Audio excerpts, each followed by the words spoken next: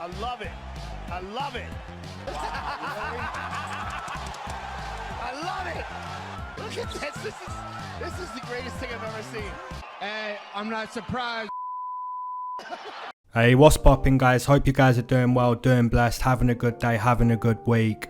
This UFC card's going to be Cory Sandhagen taking on Rob Font, and this will be a good main event. Now, as always, guys, we take a look at my bets from last week, and I did clean sweep UFC 291, 5-0 on my bets. Now, guys, I've uploaded all of my betting results month by month on my Patreon. Every single stat that you would want to see has been displayed, such as return on investment, event by event, how many wagers I've made per month, how many wagers we've won per month, how much money we've made over 26 events, how much money we've made month by month, event by event, and all of the work you can look at that's been displayed is work of somebody that you would put in the top 1%, the top 2%. And some people might ask, you know, how do you come to the conclusion that you're in the top 1% or top 2% of UFC gamblers? Well, basically, professional gamblers are around 55% long term. I'm closer to 60 personally, but that's just me. And over 26 events, from the first event this year to the most recent event, we're in the profit. We've not been in the negative once in 2023 after the first event, which is crazy. And the return on investment over 26 UFC events is at 11%, which is really good. You know, a lot of people claim to have a product that makes people money, but when you can display the results that actually show your product is a profitable product, it makes you feel good. Now, looking at my bets from last week, Justin Gaethje dusted Poirier, love to see it. And this isn't Justin Gaethje plus 120, this is plus 165. And Pereira, this is plus 120, it's not minus 110. And CJ Vergara, just over minus 140, when everywhere else he's like minus 170, minus 180. Jake Matthews should have been more like a minus 400 against Darius Flowers. That's a mismatch. And Kevin Holland at minus 140, just over minus 140, was a really good price when you consider that Chiesa has been doing like Uber driving and the desk job and hasn't fought in like 2 years. So yeah, another logical bet that did play out in logical fashion. A really good UFC 291 betting card. Now, guys, moving into the land of Money City before we get into breaking down fights and making picks. A lot of you guys dusted the bookie on UFC 291. We've got like 20 Money City comments. So respect to everyone that posted a comment, respect to everyone that cashed their Money City bet. And as always, guys, if you want to feature on the Money City segment, be sure to hashtag your comment Money City, because I still see some comments and people let you know like who they're betting and there's no hashtag, and it's like, is that a Money City play? Surely it's not a Money City play because there's no hashtag. So some comments kind of get left out. I think UFC 291 was like the best Money City week we've ever had. Like, look at all these comments. Everyone dusted it. Profits on profits on profits. Guys, you might remember this, but on a Contender Series matchup, I might do the Contender Series, by the way, I might do that. On one of those matchups, I remember Daniel Cormier speaking about Gianni the Greek or something, and Daniel Cormier was like, stacks on stacks on stacks. It was jokes. I've got to find that and probably use that on my channel, but yeah, let's go.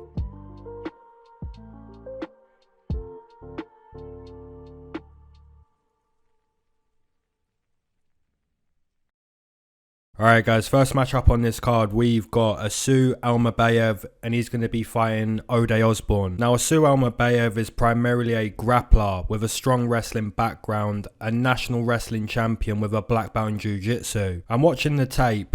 It's evident to see that Almabaev is skilled at securing takedowns. And on the flip side, Ode Osbourne is a really good kicker, especially with the left kick, which can be really effective. However, Ode Osbourne's striking style does tend to lead to fatigue, especially if he throws a lot of strikes early in the fight. Also, the grappling seems to fatigue Ode Osbourne, which you can see against Charles Johnson. And I did take Ode Osbourne as a slight underdog in that matchup, but you can see the grappling kind of fatigued him. But his striking's clean. You know, the striking's good, the kicks, super effective, super quick. Also against CJ Vergara, a really bad final round. Exhausted late against CJ, gets beat up in the final round. Now, if this matchup stays on the feet, more than likely Osbourne is going to land some nasty kicks. You know, he's going to showcase his striking advantage. However, the key question is, how likely is it that Osbourne can stay on the feet against a wrestler like Almabaev?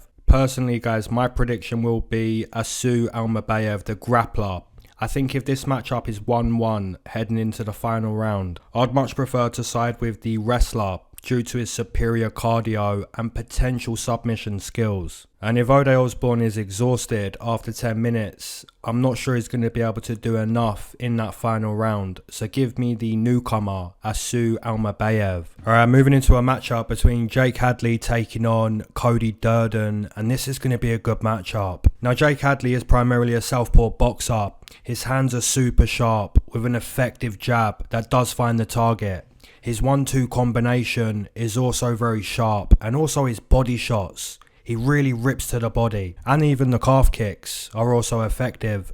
So I think it's fair to say the striking of Jake Hadley so far has been good. And regarding his grappling, I believe Jake Hadley is a brown belt in jiu-jitsu, which does indicate good experience. Even in his loss to Nascimento, he demonstrated and executed a omoplata sweep, which does require a strong level of jiu-jitsu, especially against someone like Alan Nascimento, who's also a high-level BJJ player. And on the flip side, Cody Durden is by far the superior wrestler. And credit does need to be given to Cody Durden for his most recent performances, you know, displaying a strong determination to wrestle, and that's going to be the game plan against Jake Hadley. However, concerns do arise when looking at the striking offense and defense of Cody Durden. I think defensively, he does make too many mistakes, you know, leaving his hands down at times. And also the technical sharpness is noticeably inferior to that of Jake Hadley.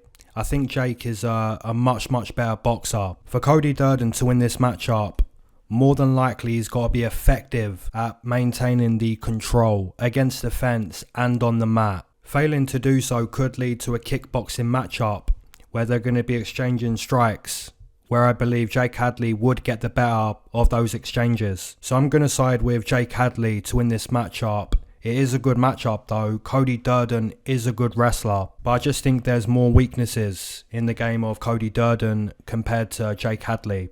So I'm going to pick Jake to win this matchup. Alright, moving into a matchup between Billy Quarantillo taking on Damon Jackson. And guys, I've got to be honest with my assessment of Billy Quarantillo and say that he's not the most intelligent we've ever seen. Actually, he's nowhere near the most intelligent. However, Billy Quarantillo's a dog. A junkyard dog. You know, cut from the same cloth as a CJ Vergara. In other words, if you don't stop Billy Quarantillo, if you don't put him away, he's not going anywhere. And granted, he does eat a lot of strikes marching forward, but eventually he might break the opponent. And on the flip side, I'd say Damon Jackson does have good grappling, while his striking isn't anything to write home about. It's not too good. I'd also say that Damon Jackson's chin is super dusty. You know, if you can connect with Damon's chin, you can sleep him, you can dust him. And that's probably why Damon Jackson doesn't want to strike too much. You know, he'd rather grapple, implement his jiu-jitsu, force his opponents to wrestle. Let's wrestle, kid. Let's wrestle. Let's wrestle. So essentially, we've got a junkyard dog who's not the smartest against somebody who likes to do their best work on the mat. And both Billy Quarantillo and Damon Jackson are coming off bad losses where they got badly dusted. But yeah, I'm going to side with Billy Quarantillo to win this matchup, because who would pick Damon Jackson? You know what I'm saying? I'm going to take Billy Q. Alright, moving into a matchup between Jeremiah Wells taking on Carlston Harris. And my goodness, what a banger. Low-key banger. Guys, after revisiting the Jeremiah Wells footage, his devastating KO power becomes strikingly evident.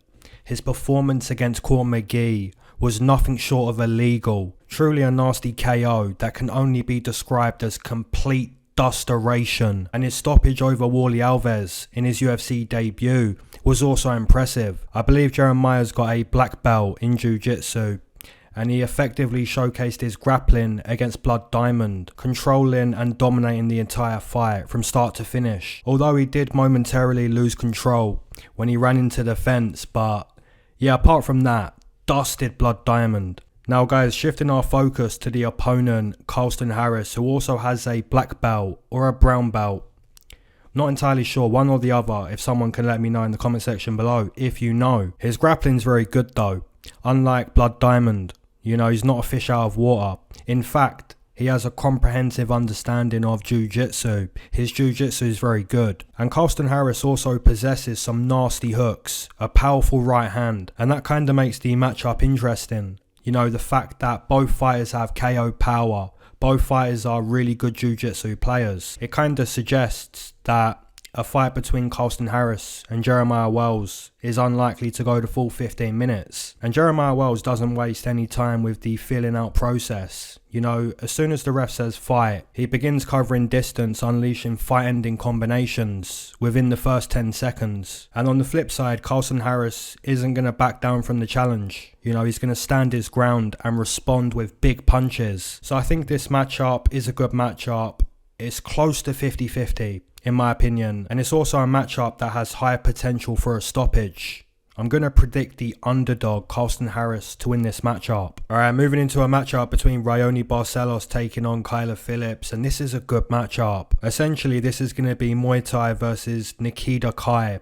And Nikita Kai is an extremely rare martial art to be seen in the UFC. But if anyone is going to showcase Nikita Kai, it's the Matrix-like Phillips. And Phillips is incredibly entertaining to watch. His footwork is really agile, flashy strikes that complement his footwork, making him a fun fighter to watch, but also a nightmare to deal with if you're locked in the cage with Phillips. And Phillips also possesses slick jiu-jitsu, I believe a brown belt in BJJ. Now some people might be thinking, why hasn't Kyler fought in like a year and a half? I believe it's because of a USADA suspension. However, he is back to fight the Muay Thai striker Raoni Barcelos, who also has slick jiu-jitsu, a black belt in BJJ. So both Phillips and Raoni are good strikers and they've both got good BJJ. However, I'd say Phillips stands out with the far superior footwork. Now unlike Muay Thai, which teaches you to stand directly in front of your target, Phillips incorporates more tricks and more motion into his striking. And guys, it is worth knowing that the style of Phillips can be exhausting. His style requires a lot of energy to be used. But yeah guys, low key, this is a very good matchup on this card. I'm gonna side with Phillips to win this matchup. I just think his footwork is a little bit better than Raoni's. Like I said, with Muay Thai, you're kind of standing right in front of your target. You're not using too much motion. But if you look at Phillips, he's not standing directly in front of the target. He's moving way more. So yeah, this is a good striking matchup. But I'm going to side with the Matrix, Phillips, to win this fight. If you waited to smoke with me, amen. If you've been smoking this whole time, that's a double amen. If you're not a smoker, but you enjoy the smoke breaks, you know that's always been a triple amen, gang. Let's go. Now guys, a massive shout out to all my brothers in the Discord. I'm going to post on screen all of the wins from all the bros in the Discord. Look at this. Just look at this. I know I always post the Money City comments at the start of the breakdowns, but this is my personal group. You know, so when I see all of these betting tickets, all of these wins, it makes you happy. You know, it's good to see. And I really do believe that my group is the best group. I really believe that. And I know some people will be like, you're going to say that because that's your group. Guys, if my group sucked, I would say it. I would say like, look, we need to do better. You know, I'd say it. But my group is the opposite. You know, my group is really good. We win. We win, and there's a lot of people to thank in that group. So yeah, massive shout out to the whole gang, everyone that makes the gang, the Money City Discord gang, what it is. And I really think we're probably going to win this event. And if we don't win this event, it's probably going to be a really small loss, that when we do win again, we get back that small loss and all the profits. I really have this like feeling that the Money City gang just cannot be stopped. Like, that's the feeling. And the feeling is based on the results. It's not like a feeling that's based on nothing. It's not blind faith. it's a feeling based on reason. It's a feeling based on work. It's a feeling based on results. It's a feeling based on everyone making the gang what it is. It's a feeling based on everything that I want it to be based on, which makes it, you know, the opposite to delusion, because delusion is believing in something even though there's a lot of evidence to, you know, contradict that. That's what delusion is. But yeah, the feeling that I've got with the Money City gang is a feeling based on results, based on work, based on everything that I want it to be based on. And I think we're just going to keep winning. You know, probably going to win August, probably going to win September, October, November. We're going to win. We win. The Money City gang win. Let's go. Alright, moving into a matchup between Ignacio Bahamondes taking on Ludovit Klein. Ignacio Bahamondes stands at 6'3" at 155. He's going to hold significant physical advantages over Ludovit. And one of those main advantages would be an 8-inch height advantage. And guys, Ignacio's striking is super clean. His kicks are nice and fast. I do expect the kicks of Ignacio to cause problems for Ludovit. And although Ludovit had a really great UFC debut where he showcased an unbelievable head kick knockout against Shane Young, I do believe that his following performances haven't been as good. They haven't been that impressive. Guys, you can kind of see with Ludovit Klein, he tends to slow down in the middle of his fights, struggles to find the range at times, and doesn't handle adversity as good as what he should. I think Bahamondes would cause more adversity in this matchup, and I'd be surprised if Ludovit Klein could find a stoppage or even win over 15 minutes. So give me Ignacio Bahamondes to essentially control this fight by dictating the range and pace of the matchup. So I'm going to side with Ignacio Bahamondes. Oh my goodness, a Tanner Boser matchup. Here we go. Guys, I've got to resist betting on Tanner Boser. I've already lost enough money betting on Tanner Boser, and I will not be losing any more. Tanner Boser is primarily a karate fighter, which theoretically means that he should be quicker than his opponent with more advanced footwork and kicks that should cause problems for Aleksa Camur. However, upon reviewing the tape, it becomes apparent that the wrestling defense of Tanner Boser is really bad. His jiu-jitsu is not good enough, and his get-up game is also really bad. Now, after stepping down from heavyweight to light heavyweight, he got badly dusted by Ion Cutelaba. And Tanner Boser is remaining at light heavyweight, facing an opponent that's not fought in over 2 years, facing somebody that's less experienced, and also somebody that he really should be dusting. He should be teaching a lesson to Aleksa Camur. It's time for Tanner Boser to step up and really show his potential. This fight should be an easy win. I'm going to say something similar to what I said about Molly McCann a couple weeks ago. If Tanner Boser fails to beat Aleksa Camur, that's enough. You know, that's enough. You should 100% be cut from the UFC. And maybe I'm being harsh with my breakdown, but that's really what I think. You know, Tanner Boser's had chances. This should be the last chance. But if you're Aleksa Camur, you want to just grapple. You know, because Tanner Boser's not a good grappler. Defensively really bad. Offensively really bad when it comes to wrestling and jiu-jitsu. So if you're Aleksa Camur, that's what you want to do. But I'm going to pick Tanner Boser. Am I going to bet Tanner Boser? No way. There's actually more chance of me identifying as a toaster than betting on Tanner Boser. Alright, moving into a matchup between Gavin Tucker taking on Diego Lopes. And Diego Lopes is the Mexican emo dude that trains with Aleksa Grasso. Also serves as the Brazilian Jiu-Jitsu coach for that gym. Now guys, Diego Lopes had a really tough UFC debut.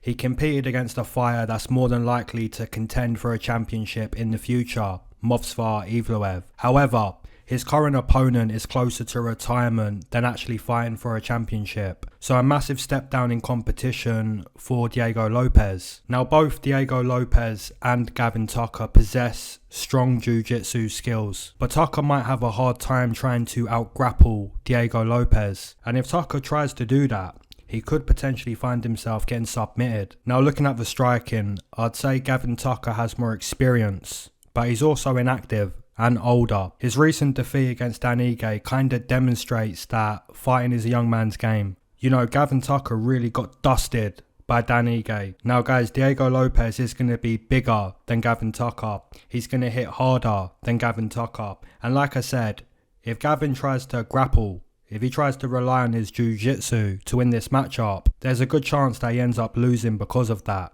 Ends up getting submitted. So my prediction's going to be Diego Lopes to find a round 1 stoppage, potentially a TKO, potentially a submission. I think he's pretty live to win this matchup against a 37-year-old Gavin Tucker. So give me Diego Lopes. Alright, moving into a matchup between Dustin Jacoby taking on Kennedy Nzechukwu. Guys, I've got to say that I'm really good at predicting Dustin Jacoby matchups. Starting from his UFC return fight against Justin Ledet up until his most recent fight against Azamat Murzakanov, I've got all of those matchups correct.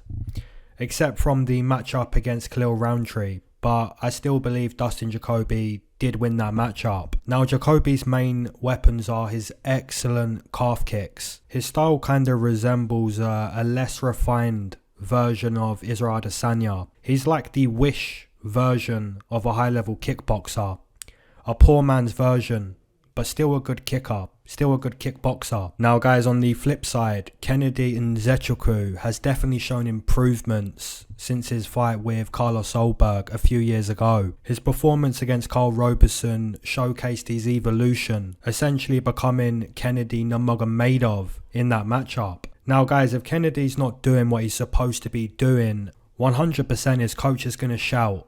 And you always hear that in Kennedy matchups, you know, Kennedy will be fighting and his coach is going crazy. But in all fairness, that approach does seem to work with Kennedy.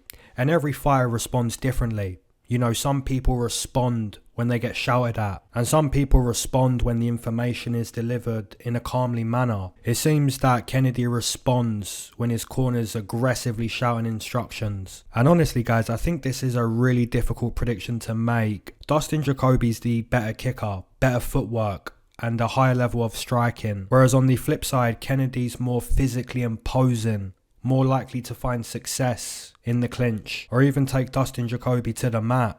Like I said, against Carl Roberson, he basically evolved into Kennedy Nurmagomedov. With that being said, I am looking forward to seeing this matchup because like I said, I'm not confident with my prediction. I think both of these guys, they're good. Guys, my prediction with this matchup, I'm going to side with Kennedy Nzechukwu just because of his recent improvements, you know, looking good. He could potentially take Dustin Jacoby to the mat or even push Jacoby against the fence. It's a sweaty bet to make. If you're betting on this matchup, it's not a straightforward bet. But yeah, I'm going to side with Kennedy Nzechukwu. Alright guys, moving into the co-main event, we've got Jessica Andrade taking on Tatiana Suarez. Now the former champion is Jessica Andrade, now on a 2-fight losing streak.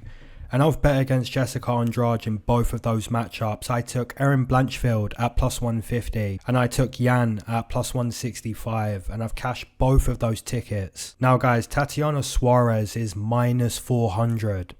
And if anything, there's only one bet to make with this matchup. And that's probably Jessica Andrade at plus 350. And guys, don't get me wrong, Tatiana Suarez is a beast. There's no doubt. You know, we can call her Tatiana Nurmagomedov if you guys prefer. Because her wrestling's really good, combined with her jiu-jitsu, it really makes her a Nurmagomedov. She had some time off, came back at flyweight, and she's going to be cutting an extra 10 pounds to make the strawweight limit this time round. And I think it's very simple. You know, either Tatiana Suarez is made to strike with Jessica Andrade, which means she's going to get dusted, or it's going to be Jessica Andrade is made to grapple with Tatiana Suarez, which means she's going to get dusted. Sometimes we break down a matchup and it's really complex, and sometimes it's black and white. I think this matchup is black and white. You know, it's going to be one or the other. Either you bet Tatiana Suarez at minus 400 or you bet Jessica Andrade at plus 350. Or guys, your third option would be you don't bet either side. You know, you don't bet the minus 400, you don't bet the plus 350. But like I said, I cashed Erin Nurmagomedov at plus 150 against Jessica. I cashed Yan at plus 165. Guys, give me Jessica Andrade to win this matchup at plus 350. Against Tatiana Suarez. Alright, moving into the main event, we've got Cory Sandhagen taking on Rob Font. Now both of these guys are primarily strikers, but their striking styles differ significantly. When looking at Rob Font, it's fair to say that he's one of the best boxers in the UFC. His boxing is super good. It's clear to see. He's got one of the best jabs in the UFC, and what he done to Adrian Yanez, oh my goodness. Get dusted. Wow. And on the flip side, Cory Sandhagen is more than just a boxer.